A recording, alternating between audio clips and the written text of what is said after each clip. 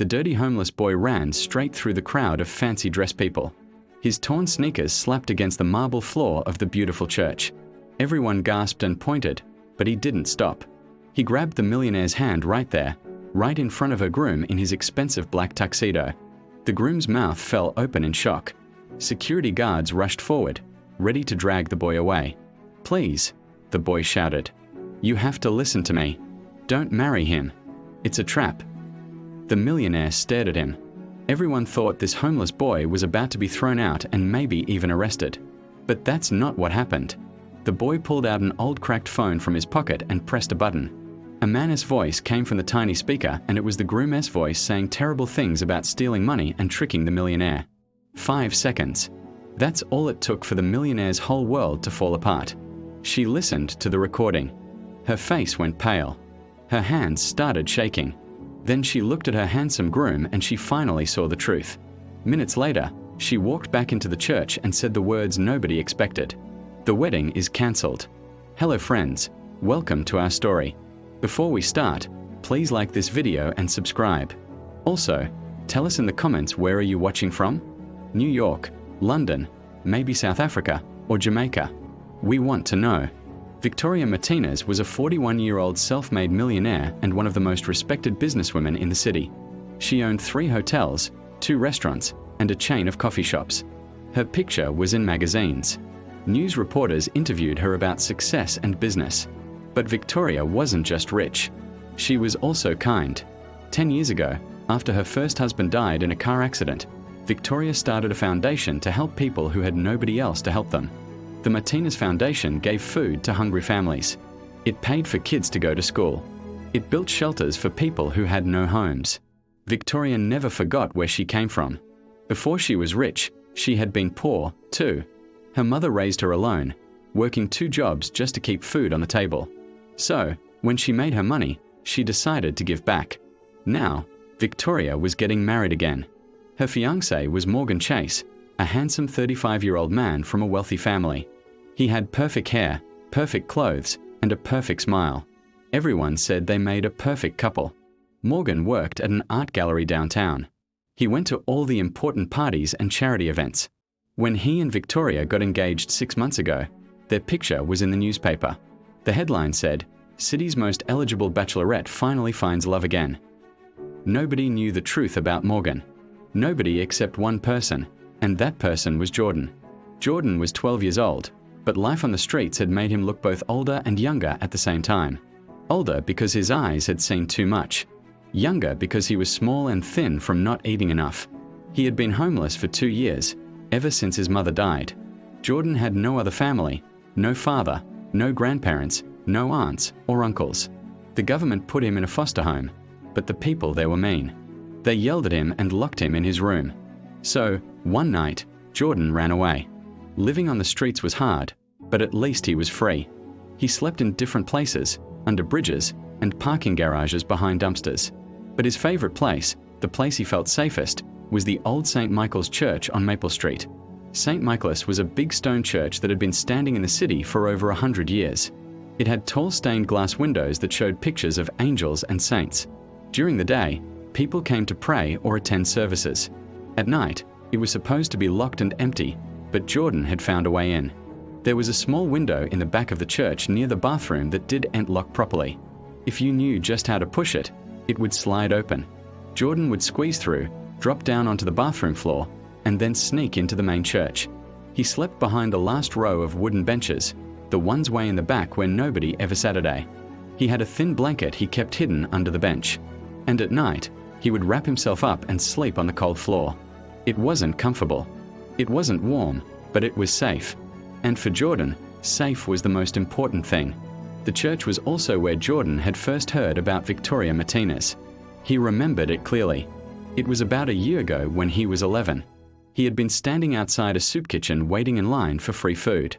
A volunteer was handing out sandwiches and telling people about the Martinez Foundation. This food is free because of Ms. Victoria Martinez. The volunteer said she started this foundation to help people. She believes everyone deserves a chance. Jordan got his sandwich that day. Turkey and cheese on wheat bread. The best thing he'd eaten in weeks. He never forgot the name. Victoria Martinez. She was one of the good ones. One of the people who actually helped instead of just walking by. That's why when he heard Morgan Chase talking in the church that night, Jordan knew he had to do something. It happened 2 weeks before the wedding. Jordan was sleeping in his usual spot behind the backbench when he heard voices. At first, he thought it was just the wind or maybe a dream, but then he heard them clearly, people talking inside the church. His eyes snapped open. His heart started beating fast. The voices were coming from the sacristy, a small room at the front of the church where the priest kept his robes and other church things. That room was always locked at night always. But someone was in there now. Jordan stayed completely still and listened. He was good at being quiet. On the streets, being quiet could keep you alive. Are you sure this will work? A man's voice asked. Of course it will work, a man answered. His voice was smooth and confident. Victoria trusts me completely. The poor fool is so in love, she doesn't see what's right in front of her. The man laughed. You really had her fooled. It wasn't hard, the man said. Rich women are easy. You just need to be handsome, smile a lot, and pretend to care about their boring foundation work. Victoria thinks I'm this sweet, caring man who loves her. She has no idea. Jordan's hands gripped his blanket. Something bad was happening. He could feel it. What happens after the wedding? Another voice asked. This one sounded nervous. After the wedding, everything changes. The man said, I've already had my lawyer draw up the papers. Once Victoria signs them as my wife, the automatic transfer happens. Half of everything she owns becomes mine by law. Half. The nervous voice sounded surprised. Half to start, the man corrected. But I'm not stopping there. During our honeymoon, I'll have her sign a power of attorney. She'll think it's just normal paperwork for married couples. But what it really does is give me control over all her accounts and businesses. What about the Martinez Foundation? The first man asked. Especially the foundation, the man said, and Jordan could hear the smile in his voice. Do you know how much money flows through that charity every year?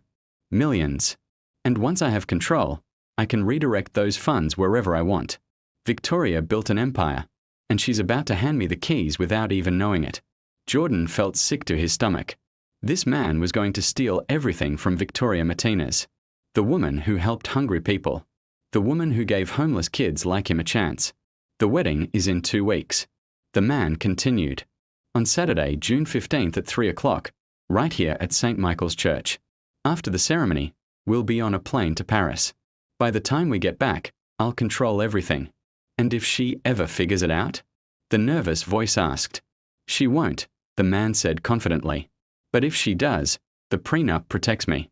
My lawyers made sure of that. She'll be stuck. Even if she tries to divorce me, I keep half. And with the power of attorney, I can drain the accounts before she even realizes what's happening. What about her family? Won't they be suspicious? The business partner asked. She doesn't have much family, the man replied. Her mother died last year. No siblings. A few cousins she barely talks to. That's one reason I chose her. Successful, wealthy, and alone. The perfect target. Jordan's whole body was shaking now. He had to cover his mouth to keep from making any sound. These men were planning to destroy Victoria Martinez's life. They talked for another 20 minutes about details, bank accounts, properties, business deals. Jordan listened to every word, his mind racing. He had to do something. He had to warn her. But how? Who would believe a homeless kid? The police would never listen. Victoria's security would throw him out. He needed proof. Real proof. Jordan waited until the voices stopped and he heard the sacristy door open and close. He heard footsteps walking through the church and then the main doors opening and closing. They were gone. Jordan stayed hidden for another 30 minutes, making sure they weren't coming back. His heart was still pounding. His hands were still shaking. Finally, when he was sure it was safe, he crept out from behind the bench. He tiptoed to the front of the church, moving through the shadows. The sacristy door was closed but not locked. Jordan slowly pushed it open. The room was small, with wooden cabinets along the walls where the priest kept his robes and church supplies. Jordan looked around carefully. The men had been in here. They must have left something. Some clue. Some evidence. Then he saw it. On the small desk in the corner, there was a recording device. The kind the church used to record sermons. It was still on. The red light was still blinking. Jordan's hands trembled as he picked it up. He pressed the button to stop the recording. Then he pressed play. Morgan Chase's voice came through the speaker, clear as day. "Victoria trusts me completely. The poor fool is so in love, she doesn't see what's right in front of her." Jordan stopped the recording. This was it. This was the proof. But the recording device belonged to the church. He couldn't just take it. Jordan looked around the room again. He found a drawer with blank cassette tapes. Carefully, he figured out how to copy the recording onto one of the tapes.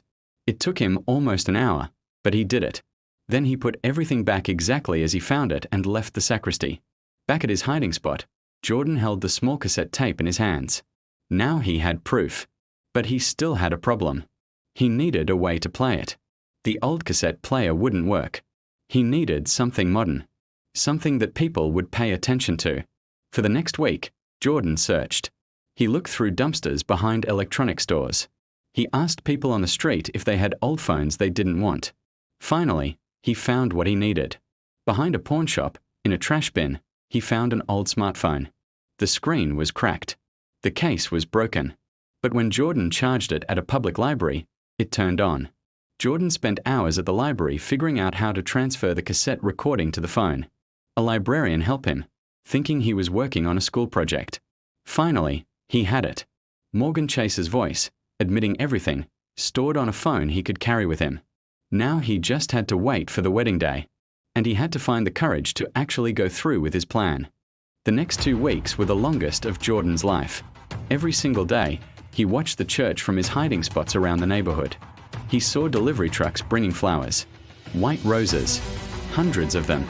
He saw workers setting up decorations inside. White ribbons. Candles. Everything beautiful. Everything perfect. Everything a lie. He saw Victoria Martinez visit the church twice with Morgan Chase to go over wedding details, to talk to the priest, to make sure everything would be perfect for their special day. Each time Jordan saw them together, his stomach hurt. It twisted into knots. It made him feel sick. Victoria looked so happy. She smiled and laughed. She held Morgan's hand. She touched his arm. She looked at him with love in her eyes. She had no idea what was coming. She had no idea that the man she loved was planning to destroy her. Morgan played his part perfectly. He was the perfect gentleman. He opened doors for her. He pulled out her chair. He kissed her cheek. He wrapped his arm around her waist. He acted like he was the luckiest man in the world. But Jordan had heard his real voice on that recording. The cold voice. The greedy voice. The voice that called Victoria a fool. Jordan knew the truth. And the truth was eating him alive. Jordan spent his days planning and his nights worrying. He went over it again and again in his mind like a movie playing on repeat. He would wait until the ceremony started. He would hide behind his bench like always. He would listen to the music. He would wait until Victoria walked down the aisle. He would wait until they were at the altar, until the priest started speaking. And then he would run. He would run as fast as he could down that aisle. He would grab Victoria's hand, and he would play the recording before anyone could stop him, before security could drag him away, before Morgan could talk his way out of it. It was risky, so risky. Security would definitely grab him. Big men with strong hands. They might hurt him. They might throw him to the ground. They would definitely call the police. The police might arrest him for trespassing, for breaking into the church, for disrupting a wedding, for being homeless with nowhere to go. They might send him to juvenile detention, lock him up in a cell. Or worse, they might send him back to foster care, back to that terrible house with those mean people who yelled and locked him in his room. But what choice did he have? He couldn't just let Victoria marry that man. He couldn't let Morgan steal everything. He couldn't let the foundation be destroyed. Too many people depended on it. Families who needed food. Kids who needed school supplies. Homeless people who needed shelter. Kids like him who needed help. Who needed hope. Who needed to know that someone cared. But Jordan was scared. He was so scared his hand shook when he thought about it. He was so scared he couldn't eat. He was so scared he couldn't sleep. Every night he lay awake staring at the ceiling of the church, holding that cracked phone. listening to the recording over and over, making sure it was still there, making sure it hadn't disappeared, making sure the battery still worked. What if Victoria didn't believe the recording? What if she thought it was fake? What if she thought Jordan had made it up somehow? Technology could do anything these days. People faked voices all the time. What if Morgan had some explanation? Some smooth story that made it all sound innocent? He was good at talking, good at lying, good at making people believe him. What if everyone just thought Jordan was a crazy homeless kid? A troubled child trying to ruin a beautiful wedding? What if they arrested him and nobody ever listened to the recording? What if Morgan married Victoria anyway and Jordan ended up in jail for nothing? Every night these thoughts kept Jordan awake. Every night he almost talked himself out of it. It would be easier to just stay hidden, to stay safe, to let Victoria marry Morgan and deal with the consequences herself. She was an adult. She was smart. She was successful. Maybe she would figure it out on her own eventually. Maybe she'd see through Morgan's lies. Maybe she'd discover his plan before it was too late. But deep down, Jordan knew that wasn't true. Morgan was too good, too smooth, too convincing. Victoria would never suspect him. She loved him. Love made people blind. Jordan's own mother had told him that once, before she died. She had loved Jordan's father even though he left them. She had loved him even though he never came back. She had loved him even when it hurt. That's what love did. It made you trust. It made you believe. It made you vulnerable. And Morgan was using that against Victoria, using her love as a weapon, using her kindness as a tool, using her trust to destroy her. Jordan couldn't let that happen. So every night, after all the doubts and all the fears, Jordan would remember something. He would remember that sandwich, turkey and cheese on wheat bread, the best thing he'd eaten in weeks. The volunteer at the soup kitchen had smiled at him, had told him about Victoria Martinez, had told him about the foundation, had told him that someone cared, that someone believed everyone deserved a chance. Jordan had never forgotten that, never forgotten the taste of that sandwich, never forgotten the feeling of not being invisible, of mattering to someone, even if that someone didn't know his name, even if that someone had never met him. Victoria Martinez had helped him when he was hungry. She had given him hope when he had none. Now it was his turn to help her, his turn to give her hope, his turn to save her from making the biggest mistake of her life. So every night, Jordan would touch the cracked phone in his pocket. He would close his eyes. He would think about his mother, and he would whisper to himself in the darkness of the church, "I can do this. I have to do this. I will do this." 5 days before the wedding, Jordan saw Victoria at the church again.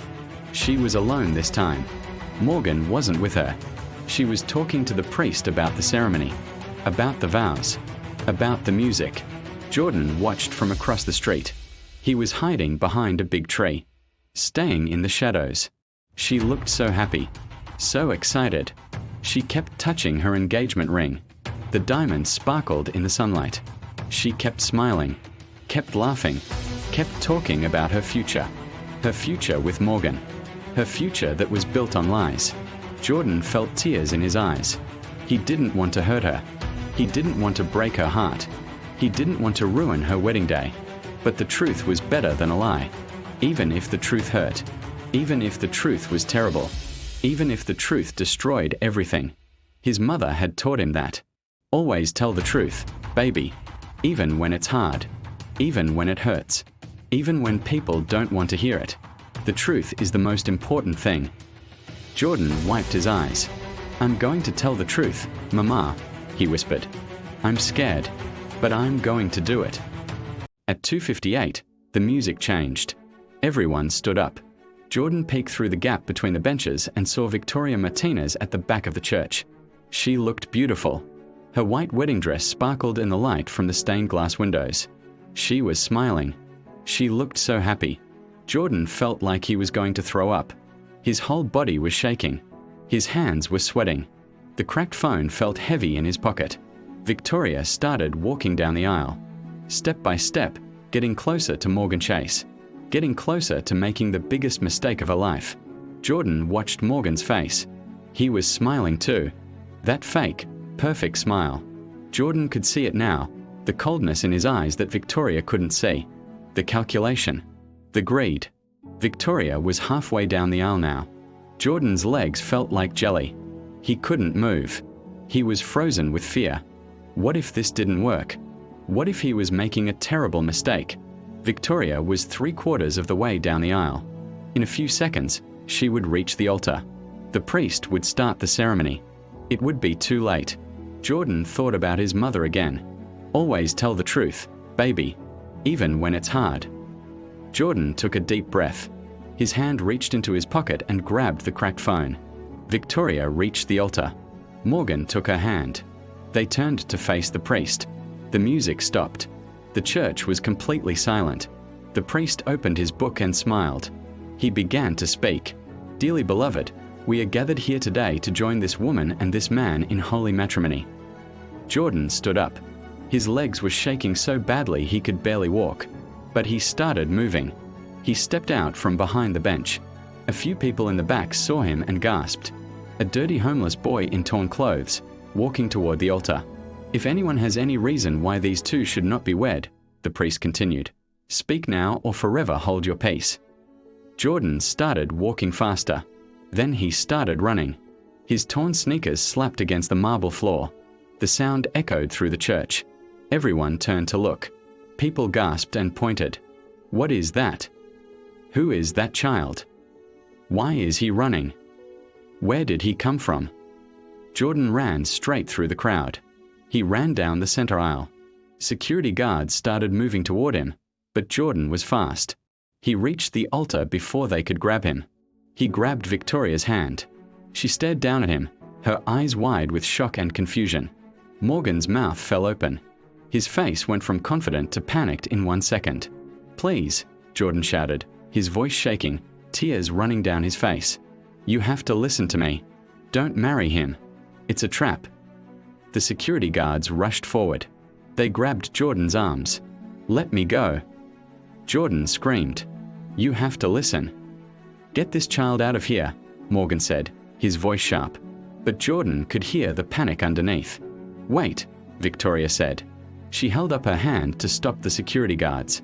She looked down at Jordan. Her face was confused but not angry. What are you talking about? Who are you?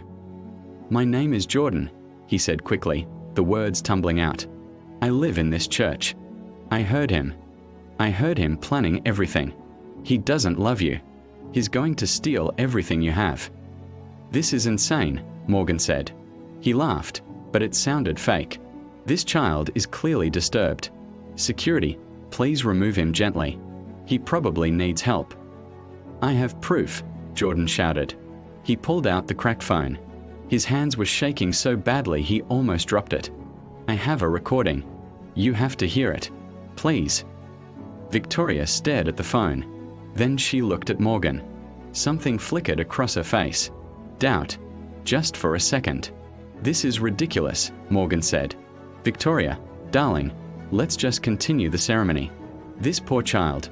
Let me hear it, Victoria said quietly. The church was completely silent. You could have heard a pin drop. Everyone was staring. The photographers were taking pictures. The videographers were recording everything. Jordan's fingers fumbled with the phone. For a horrible second, he thought it wouldn't work. But then he found the audio file. He pressed play. Morgan Chase's voice came from the tiny speaker. Clear. Unmistakable. Are you sure this will work? That was the other man's voice. Then Morgan's voice answered. Of course it will work. Victoria trusts me completely. The poor fool is so in love, she doesn't see what's right in front of her. The church gasped. Victoria's face went pale. The recording continued. You really had her fooled. It wasn't hard. Rich women are easy. You just need to be handsome, smile a lot, and pretend to care about their boring foundation work. Victoria thinks I'm this sweet, caring man who loves her. She has no idea. Victoria's hand went to her mouth. The bouquet of white roses fell from her other hand and hit the floor. What happens after the wedding? The nervous voice asked. After the wedding, everything changes. I've already had my lawyer draw up the papers. Once Victoria signs them as my wife, The automatic transfer happens. Half of everything she owns becomes mine by law. Half. The guests were murmuring now. Shocked whispers filled the church. Half to start. But I'm not stopping there. During our honeymoon, I'll have her sign a power of attorney. She'll think it's just normal paperwork for married couples. But what it really does is give me control over all her accounts and businesses. Victoria's hands started shaking. Tears filled her eyes. But she didn't stop the recording. She kept listening. What about the Martinez Foundation? Especially the foundation. Do you know how much money flows through that charity every year? Millions. And once I have control, I can redirect those funds wherever I want. Victoria built an empire, and she's about to hand me the keys without even knowing it. The recording continued with more details. Bank accounts, properties, business plans, every terrible word, every calculated lie. Morgan Chase tried to grab the phone. This is fake. This has been doctored. You can't believe, but 2 security guards grabbed him instead. They held his arms. Let me go. Morgan shouted. This is my wedding. This is. Victoria held up her hand. Her face was like stone. The recording finally ended. The church was completely silent. Jordan stood there, still holding the phone, tears streaming down his face, his whole body shaking. Victoria looked at the boy. Then she looked at Morgan. Then she looked at all her guests, at the photographers, at the flowers and the candles and the priest. She took a deep breath. Victoria took off her engagement ring. She looked at it for a long moment. The diamond sparkled in the light from the stained glass windows. Then she threw it at Morgan.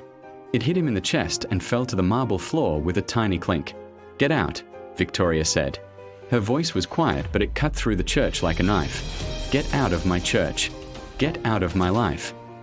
Victoria, please, Morgan said. His voice was desperate now. All the smoothness was gone. You don't understand. I can explain. That recording is, I said get out. Victoria's voice rose to a shout. Security, escort him out. And call the police. The police. Morgan's face went even paler. Victoria, you can't. You tried to rob me, Victoria said, her voice shaking with rage. You tried to steal my life's work. You tried to destroy my foundation. All those people who depend on us. All those children who need help. You were going to take it all. For what? Money? Greed? The security guards started dragging Morgan toward the door. He struggled and shouted, This is insane. You're making a huge mistake. That recording is fake. That kid is lying. But nobody was listening anymore. Everyone had heard his voice. Everyone knew the truth. As the security guards dragged Morgan past Jordan, Morgan looked down at the boy. For just a second, their eyes met. Morgan's face twisted with hate. You little, he started to say, but a security guard pulled him away. Keep moving, the guard said firmly. They dragged Morgan out of the church. His shouts echoed back until the heavy wooden doors closed. Then there was silence again. Victoria stood at the altar, her white wedding dress sparkling, tears running down her face, mascara streaking her cheeks. She looked at all her guests. Family, friends, business partners, everyone staring at her, waiting to see what she would do. I'm sorry, Victoria said, her voice breaking. I'm so sorry you all came here today to see this, to see me almost make the biggest mistake of my life. She took a shaky breath. Thank you for being here, but there won't be a wedding today. There won't be a wedding ever, not to that man. Some people started crying. Her friends rushed forward to hug her. The bridesmaids in their pink dresses surrounded Victoria, all of them crying together. The photographers lowered their cameras. The videographers stopped recording. The musicians packed up their instruments. Slowly, quietly, the guests started leaving. They whispered to each other as they filed out. Can you believe it? Poor Victoria. Thank God that boy spoke up. Who was that child? Where did he come from? Jordan stood frozen at the altar. He was still holding the cracked phone. He was still crying. His whole body was shaking from the adrenaline. It was over. He had done it. He had told the truth. But now what? Now the security would probably arrest him for trespassing. for breaking into the church, for disrupting the wedding. Jordan started backing away slowly. Maybe he could slip out in the confusion. Maybe he could disappear before anyone noticed. But then Victoria looked at him. Their eyes met across the altar. Victoria pulled away from her friends. She walked toward Jordan. He froze. He couldn't move. He couldn't breathe. Victoria knelt down in front of him. Even in her huge white wedding dress, she knelt on the marble floor so she was at his eye level. "What's your name?" she asked softly. Her voice was gentle despite her tears. "Jordan," he whispered. "Jordan," she repeated. "You just saved my life. You know that, right?" Jordan didn't know what to say. He just stared at her. "How did you know?" Victoria asked. "How did you find out about his plan?" "I live here," Jordan said quietly. "In the church. At night. I sleep behind the back bench. 2 weeks ago, I heard him talking with other men in the sacristy. They were planning everything. I recorded it on the church's recording device. Then I copied it to this phone." He held up the cracked phone. Victoria's eyes widened. "You live here? In the church? You're homeless." Jordan nodded. He looked down at his torn shoes. "I'm sorry for breaking in. I know I'm not supposed to be here. The window in the back doesn't lock right. I'll leave now." No, Victoria said firmly. She took his hands in hers. Her hands were soft and warm. His hands were dirty and rough. "No, you're not going anywhere. Not yet." She stood up and turned to her friends. "Can someone please get this child some water? And food? He looks like he hasn't eaten in days." One of the bridesmaids hurried off. Victoria turned back to Jordan. "How old are you?" 12, Jordan said. 12 years old and living on the streets, Victoria said, shaking her head. "How long?" 2 years. Since my mom died." Victoria's face crumpled. Fresh tears filled her eyes. "Oh, sweetheart, I'm so sorry."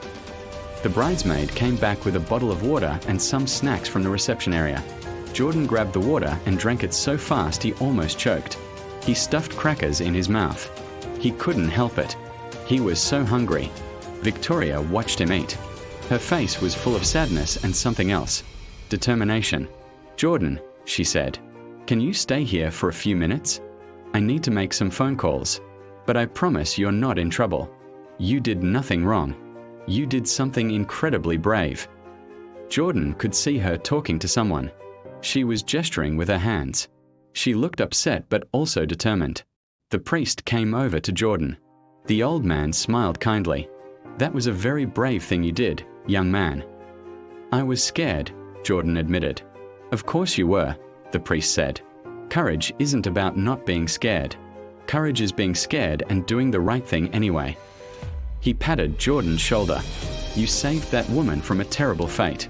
God was working through you today." Jordan didn't know about God working through him. He just knew he couldn't let Victoria marry that man. After about 20 minutes, Victoria came back. She had wiped off her makeup. She had taken some of the flowers out of her hair. She looked more normal now, less like a bride, more like a regular person. But she was still wearing the wedding dress. "Jordan," Victoria said, "I just spoke with my lawyer and with social services. I want to help you. I want to get you off the streets." "You don't have to do that," Jordan said quickly. "I'll be okay. I just wanted to help you." "And you did help me," Victoria said. "You saved me from making a terrible mistake. Now let me help you. Please." Jordan looked at her kind eyes, at her gentle smile. "What do you mean?" he asked. "I mean," Victoria said, "that I want to find you a proper home, a safe place to live. I want to get you back in school. I want to make sure you have food and clothes and everything you need." "Like foster care?" Jordan asked, fear creeping into his voice. "I was in foster care before. It was bad. They were mean." "Not foster care," Victoria said. She knelt down again. "I'm going to do this properly, through the legal system. But Jordan, if you'll let me, I'd like to be your guardian. I'd like to take care of you myself." Jordan shivered, the thin fabric of his worn-out jacket doing little to shield him from the biting wind. At 12 years old, The city streets were his home, a harsh and unforgiving reality. He spent his days searching for scraps of food, his nights huddled in alleyways, dreaming of a warmth he couldn't remember. One afternoon, as a sudden downpour soaked the city, Jordan saw a woman struggling with a flat tire on her luxurious car. Her expensive coat was getting drenched, and frustration was etched on her face. Without a second thought, Jordan ran over. "Do you need help?" he asked, his voice small but clear. The woman, Victoria, was taken aback. She saw not just a dirty street kid, but a boy with kind eyes offering help when no one else would. She nodded, and together, they managed to change the tire. Soaked and shivering, Victoria looked at Jordan, truly saw him, and made a decision that would change both their lives. "What's your name?" she asked gently. "Jordan," he replied. "Well, Jordan," she said with a warm smile, "how about you come with me and get dry? It's the least I can do." Jordan hesitated for a moment, years of caution warring with a deep longing for comfort. But something in her eyes told him he could trust her. He nodded, and for the first time in a long time, a flicker of hope ignited within him. Victoria's car was warmer than any shelter Jordan had ever known. He sank into the plush leather seat, mesmerized by the quiet hum of the engine and the city lights blurring past the window. They soon arrived at a magnificent house, a mansion that looked like something out of a fairy tale. Jordan's jaw dropped. He had only ever seen places like this in movies. "Welcome to my home, Jordan," Victoria said, leading him inside. The interior was even more stunning. A grand staircase swept upwards, and a fire crackled invitingly in a massive fireplace. The air smelled of cinnamon and warmth. Jordan felt like he had stepped into another world. Victoria saw the awe in his eyes, and her heart ached for him. "First things first," she said softly. "Let's get you into a warm shower and some dry clothes." She led him to a bathroom that was bigger than any room he'd ever slept in. The shower was a revelation. Hot water cascaded over him, washing away not just the grime of the streets, but years of feeling invisible and forgotten. It felt like a baptism, a cleansing of his old life. He stayed under the powerful spray until the water started to cool, reluctant to let the feeling end. When he stepped out, a set of soft, clean clothes was waiting for him. They were simple, a cotton t-shirt and sweatpants, but to Jordan, they felt like royal robes. Dressed in his new clothes, Jordan felt like a different person. He came downstairs to find the dining table set for two. The aroma of roasted chicken and fresh bread filled the air, making his stomach rumble loudly. He blushed, but Victoria just chuckled kindly. "Sounds like someone's hungry," she said, pulling out a chair for him. Jordan had never seen so much food in one place. He ate slowly at first, then with more urgency, savoring every single bite. The chicken was juicy, the mashed potatoes were creamy, and for dessert, there was a slice of rich chocolate cake. It was the best meal of his life. He ate until he was full, a sensation he hadn't experienced in years. As they ate, Victoria asked him about his life, not with pity, but with genuine curiosity. Jordan found himself opening up, telling her about his parents, who he'd lost years ago, and his lonely struggle to survive. Victoria listened patiently, her expression full of compassion. She didn't offer empty platitudes, she just listened. For the first time, Jordan felt heard. He felt like he mattered. After dinner, Victoria showed him to a room. "This will be your room, Jordan," she said, opening a door. "As long as you need it." Jordan stared, speechless. It was a real bedroom, with a soft, comfortable bed piled high with pillows and a thick duvet. There was a desk, a bookshelf filled with books, and a window that looked out onto a beautiful garden. His own room. The words echoed in his mind. He walked over to the bed and touched the soft covers, his eyes welling up with tears. He turned to Victoria, his voice thick with emotion. "For me," he whispered. She smiled warmly. "Yes, Jordan. For you. Get some rest. We'll talk more in the morning." That night, Jordan slept in a real bed for the first time in years. He burrowed under the covers, the clean sheets smelling faintly of lavender. The silence of the house was a stark contrast to the constant noise of the city. There were no sirens, no shouting, just a peaceful quiet that allowed his exhausted body and mind to finally relax. He fell into a deep, dreamless sleep, a sleep free from fear and cold. The next morning, he woke up to sunlight streaming through his window. For a moment, he was disoriented, thinking it was all a dream. But then he saw the cozy room around him, smelled bacon cooking downstairs, and realized it was real. He was safe. He was warm. He was home. He spent the next few days in a state of blissful disbelief. Victoria bought him more clothes, books, and even some art supplies when she discovered he loved to draw. He spent hours sketching in the garden, capturing the beauty of the flowers and trees. He helped Victoria with chores around the house, wanting to contribute to earn his keep. He felt a sense of purpose he had never known. Victoria was patient and kind, teaching him how to cook simple meals and helping him with the books he tried to read. They ate dinner together every night, sharing stories and laughter. A bond began to form between them, a fragile but growing connection built on kindness and mutual respect. Jordan started to smile more, the perpetual worry on his face slowly replaced by the carefree expression of a boy his age. He was finally getting to be a kid. A few days later, a woman in a formal suit arrived at the house. Victoria introduced her as Mrs. Davis, a social worker. Jordan's heart sank. He knew what this meant. They were going to take him away, put him in a foster home or an orphanage. The beautiful dream was over. Panic seized him. He didn't want to leave. He didn't want to go back to being cold and alone. Mrs. Davis sat with them in the living room, her expression kind but professional. She explained the legalities, the procedures that had to be followed.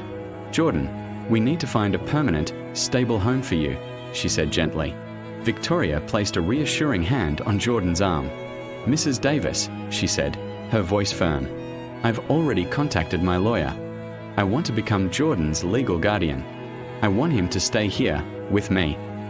Mrs. Davis looked surprised, then a small smile touched her lips. She turned to Jordan. "And what do you want, Jordan?" All eyes were on him. This was his moment, his choice. The fear that had gripped him moments before was replaced by a surge of courage. He looked at Victoria, at the woman who had shown him more kindness in a few days than he had known in years. He thought of the warm bed, the delicious food, the feeling of safety. But more than that, he thought of her smile, her patience, the way she looked at him like he was someone special. He had found more than just a house. He had found a home. He looked directly at the social worker, his voice clear and steady. "I want to stay," he said, his gaze shifting to Victoria. "I want to stay here, with her." Tears welled in Victoria's eyes as she wrapped her arm around him, pulling him into a tight hug. In that moment, they weren't a millionaire and a homeless boy.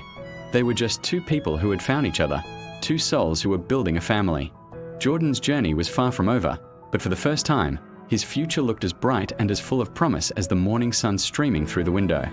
Thank you for watching. If this story touched your heart, please like, share, and subscribe for more content that inspires. After Mrs. Thompson left that first night, Jordan lay in his new bed. The sheets were soft. The blanket was warm. The pillow was comfortable. But he couldn't sleep. He kept thinking this was a dream, that he would wake up back in the church, cold and hungry and alone. He got up 3 times just to make sure the room was still there, that it was real. Around 3 in the morning, Victoria heard him moving around. She knocked softly on his door. "Jordan, are you okay?" Jordan opened the door. He looked embarrassed. "I'm sorry. I couldn't sleep. I keep thinking I'm going to wake up and this will all be gone." Victoria smiled sadly. "Come on," she said. She led him downstairs to the kitchen. She made them both hot chocolate. They sat at the kitchen table together. "This is real," Victoria said gently. "I promise you. This room, this house, this life. It's real, and it's yours for as long as you need it. What if you change your mind?" Jordan asked. "What if you wake up tomorrow and realize you don't want some homeless kid living with you?" "I'm not going to change my mind," Victoria said firmly. "Jordan, do you know why I started the Martinez Foundation?"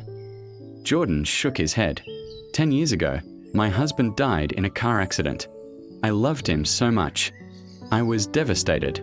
I had all this money, all the success, but I felt empty. I felt alone. One day, I was sitting in my car, crying, and I saw a little girl. She was maybe 7 years old.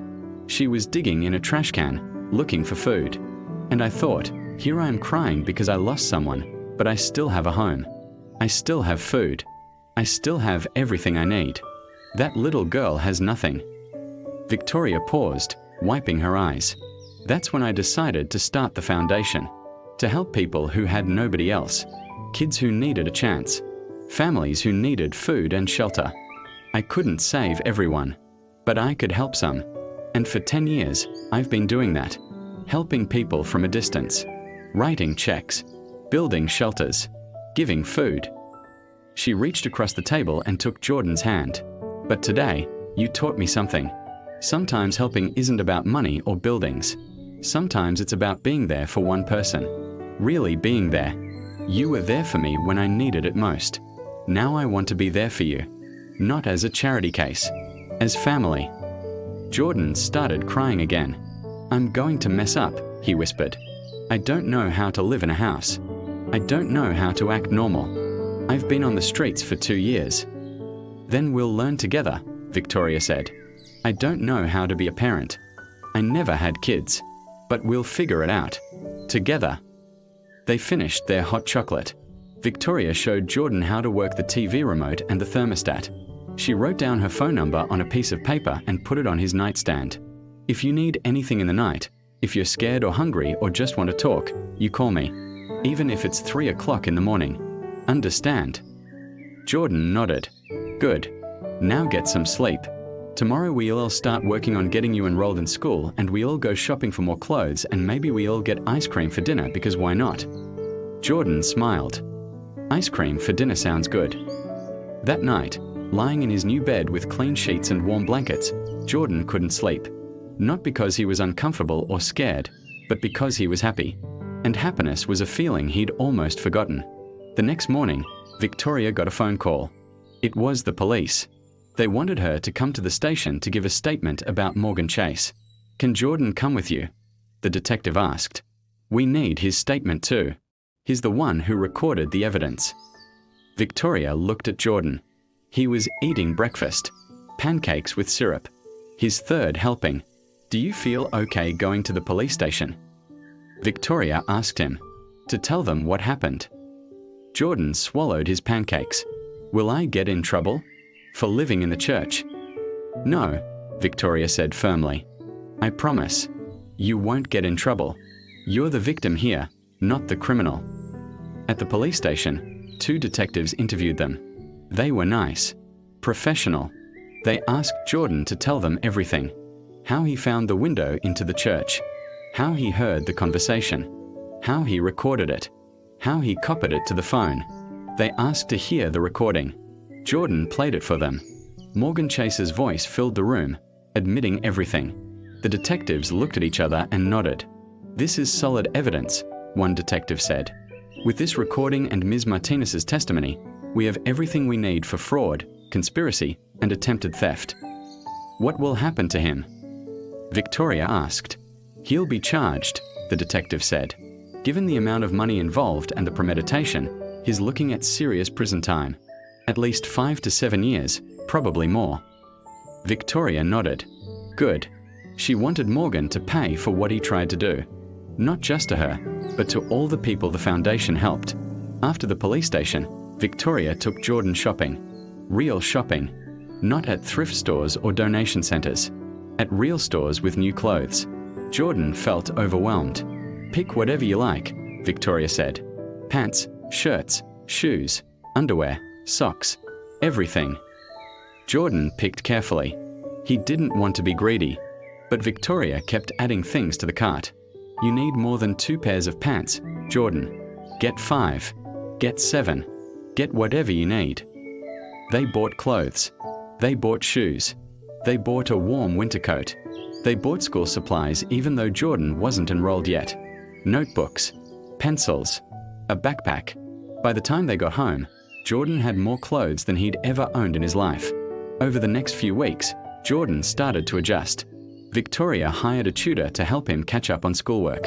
Her name was Ms. Williams. She was patient and kind. She didn't make Jordan feel stupid for being behind. They worked together every morning. Math, reading, writing, science. Jordan was smart. He learned fast. Ms. Williams was impressed. You have a good mind, she told him. You just need practice. Victoria also found Jordan a therapist, Dr. Coleman, a nice man who let Jordan talk about his feelings, about his mom dying, about living on the streets, about being scared and alone. It's okay to feel angry, Dr. Coleman said. It's okay to feel scared. Those are normal feelings after what you've been through. Jordan liked Dr. Coleman. He felt safe talking to him. Meanwhile, Morgan Chase sat in jail. His lawyer tried to get him out on bail, but the judge denied it. Flight risk. With Morgan's money and connections, he might disappear. So he stayed locked up, waiting for trial. His picture was all over the news. Groom exposed in wedding day fraud. Homeless boy saves millionaire from con artist. Martina's foundation scandal averted. Everyone was talking about it. Victoria tried to shield Jordan from most of the attention. She released one statement to the press. A young man showed incredible courage to protect me from a terrible situation. I am grateful to him and I will be supporting him going forward. I ask that the media respect his privacy as he is a minor. Most reporters respected that, but some still tried to find Jordan, tried to interview him. Victoria's security kept them away. 6 months later, Jordan sat at the kitchen table doing his homework. Math problems. Fractions. He was caught up in school now, even though he'd missed 2 years. Ms. Williams had helped him and he was working hard. Victoria came in through the front door, loosening her blazer. Hey kiddo, how was school? Good, Jordan said. I got an A on my English essay. That's my boy, Victoria grinned. What do you say we celebrate? Pizza tonight. You always want to celebrate with pizza, Jordan teased. Pizza is the universal celebration food, Victoria said seriously. That's just science. Jordan laughed. He laughed a lot these days. Life with Victoria was good. Better than good. It was everything he'd never thought he could have. They ate dinner together every night. Victoria helped him with homework. She came to his school events. She taught him how to ride a bike and how to play chess. She also taught him about running a business. Sometimes she took him to her office and showed him how everything worked. Someday, she'd say, maybe you'll want to run the foundation or start your own business. Whatever you want to do, I'll support you. The Martinez Foundation was doing better than ever now.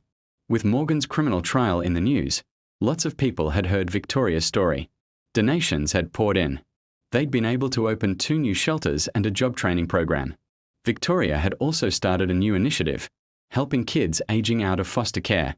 If you hadn't warned me about Morgan, he would have destroyed the foundation, she told Jordan. So now we are going to help even more kids like you. Kids who need a second chance. There was a knock on the front door. Victoria went to answer it. Jordan heard voices. Mrs. Thompson and someone from social services. They came into the kitchen carrying papers.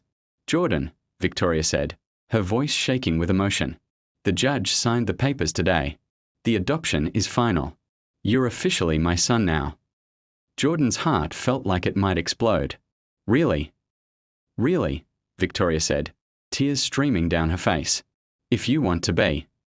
Jordan launched himself out of his chair and into her arms. She caught him and held him tight and they both cried happy tears. Does this mean I can call you Mom? Jordan asked, his voice muffled against her shoulder. Victoria pulled back just enough to look at his face. I would be honored if you called me Mom. Okay, Jordan said, smiling through his tears. Okay, Mom.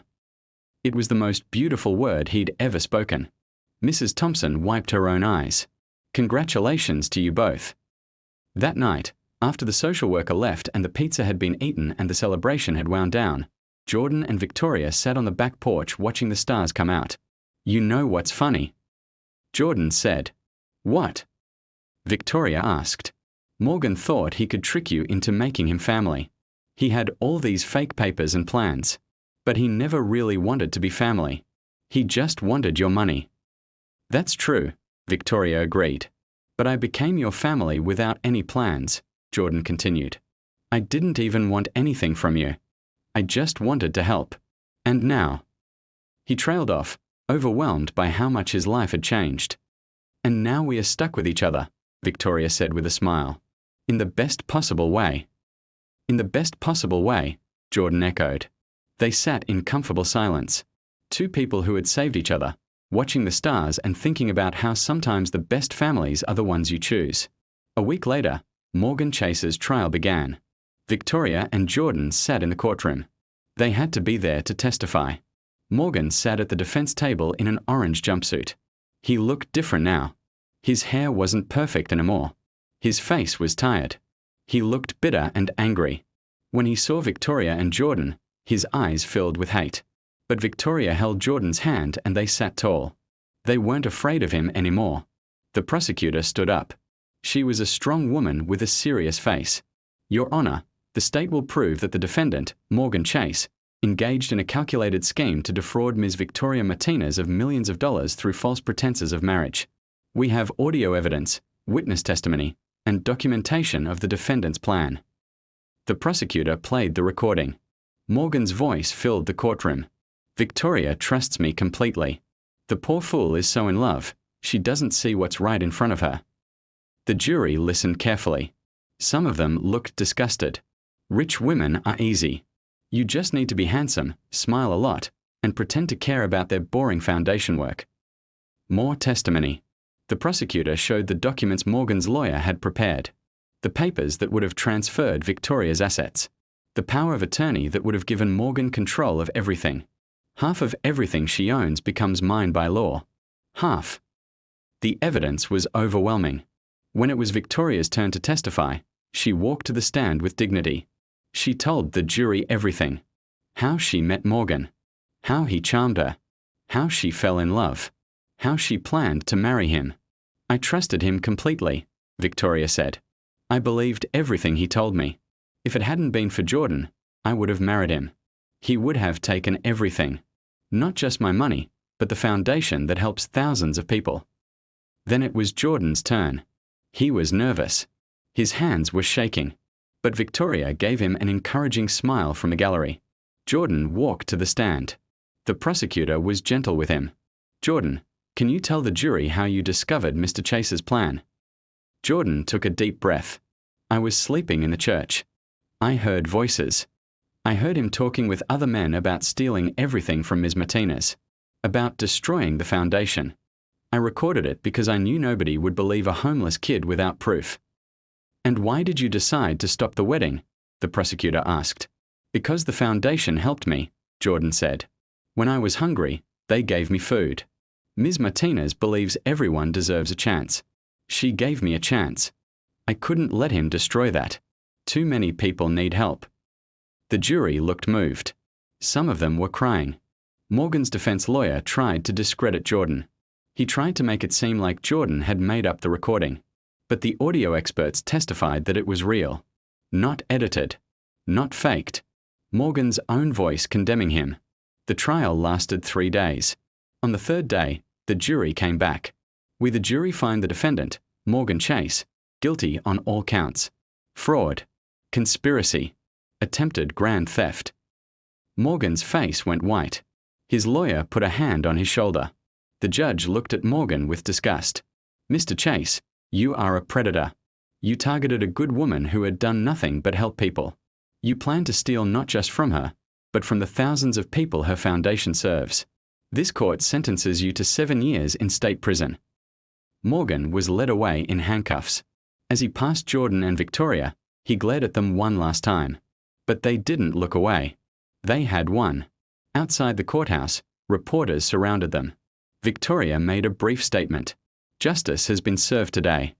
I want to thank the court, the prosecutors, and most of all, I want to thank my son, Jordan, for his courage. He saved me from making a terrible mistake. She put her arm around Jordan. I also want to say to anyone watching, if a child tells you something is wrong, listen to them. Jordan tried to protect me, and he succeeded. Children deserve to be heard. They deserve to be believed. The reporters shouted more questions, but Victoria and Jordan walked to their car. As they drove home, Jordan looked out the window. What are you thinking about? Victoria asked. I'm thinking about how different my life is now, Jordan said. 6 months ago, I was sleeping in a church. I was cold and hungry and scared every day. And now I have a home. I have a mom. I have everything.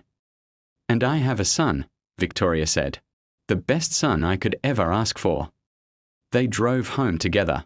To their house. Their family. Years later, when people asked Jordan about how he ended up with such an amazing life, he always told them the same story. It was the Martinez Foundation's 20th anniversary gala. Jordan stood at the podium in a sharpsuit. He was 24 years old now. Tall, healthy, confident. He looked out at the audience. Hundreds of people. Donors, board members, community leaders. And right in the front row, Victoria, his mom. She was 53 now. Her locks had some silver in them, but her smile was the same. Warm, proud, loving. "Good evening, everyone," Jordan said into the microphone. "My name is Jordan Martinez, and I'm the Director of Youth Programs here at the Martinez Foundation." The audience applauded. Jordan smiled. "I want to tell you a story tonight. It's a story about courage, about truth, about family. It's my story." He took a deep breath. 12 years ago, I was a homeless 12-year-old boy living in a church. I had been on the streets for 2 years. I was hungry. I was scared.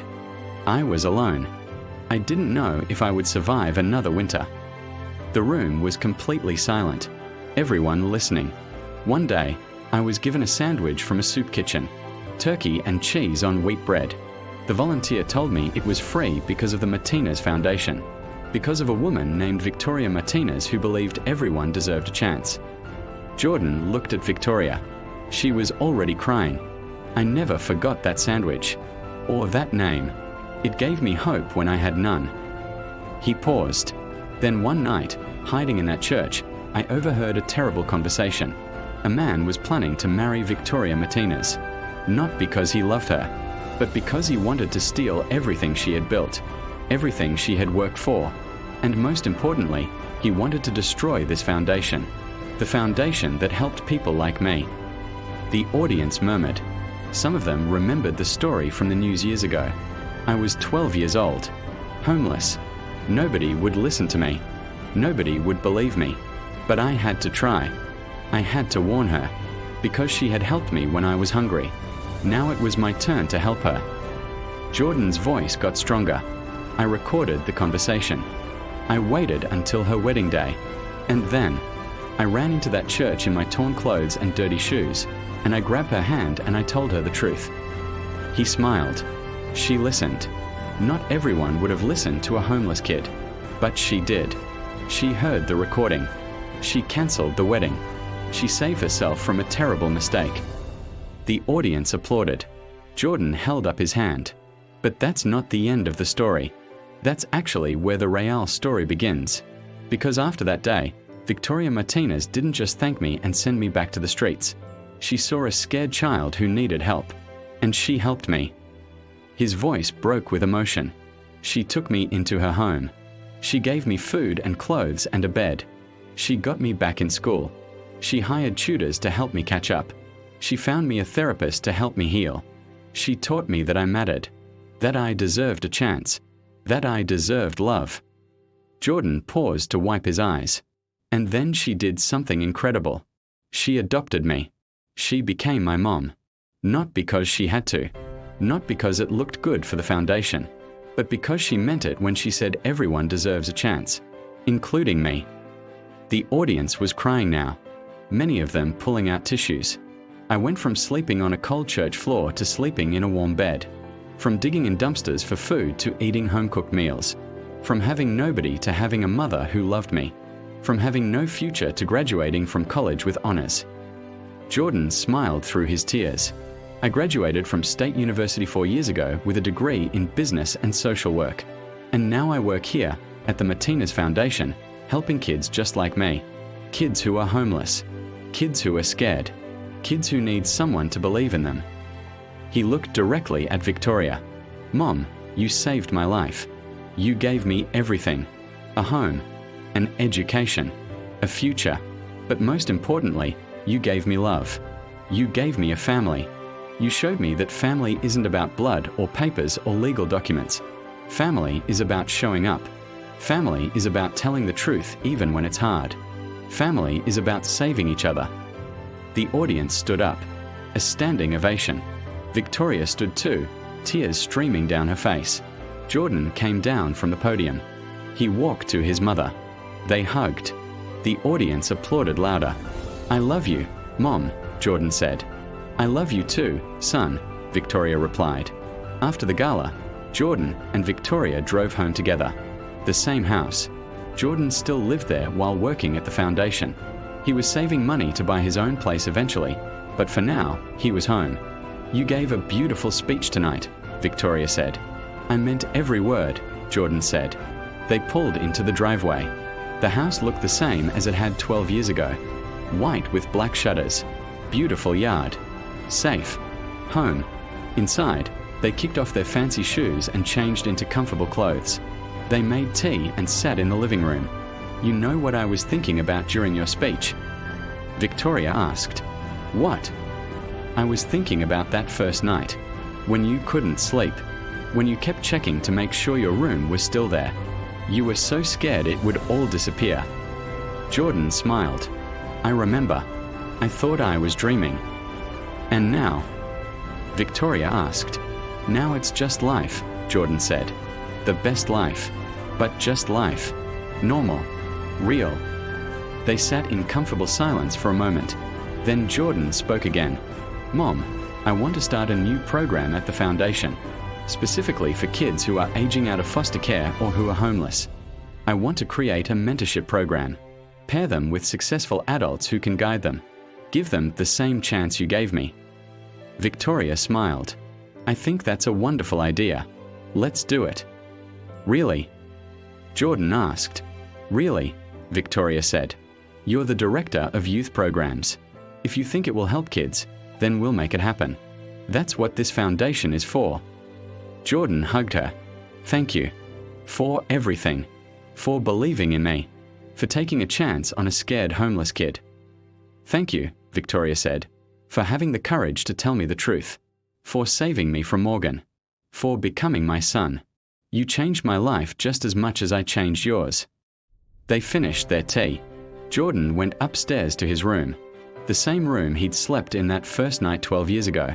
The bed was bigger now, updated for an adult, but it was the same room, the same safe place. Jordan looked out the window at the stars. He thought about how far he'd come. From a scared 12-year-old sleeping in a church to a 24-year-old man with a college degree and a career helping others. From having nothing to having everything that mattered. He thought about Morgan Chase. He'd been released from prison 2 years ago after serving his sentence. Jordan had heard he moved to another state. Started over with nothing. Jordan didn't hate him anymore. He just felt sorry for him. Morgan had tried to steal money and ended up in prison. Jordan had tried to tell the truth and ended up with a family. Jordan pulled out his phone. He looked at his screensaver. A photo from his college graduation. Him in his cap and gown. Victoria beside him, crying happy tears. Both of them smiling. Both of them free. Both of them loved. He thought about all the kids out there right now. Sleeping in churches or under bridges or in cars. Scared and hungry and alone. Kids who needed a chance. Kids who needed someone to believe in them. "I'm going to help them," Jordan whispered to himself. "Just like Mom helped me. I'm going to give them a chance." Because that's what family does. Real family. They save each other. They give each other chances. They show up when it matters. Jordan Martinez had been saved by telling the truth. Now he would spend his life helping others. The dirty homeless boy who ran through that church 12 years ago was gone, but the memory of him remained. A reminder of where Jordan came from. A reminder of what was possible.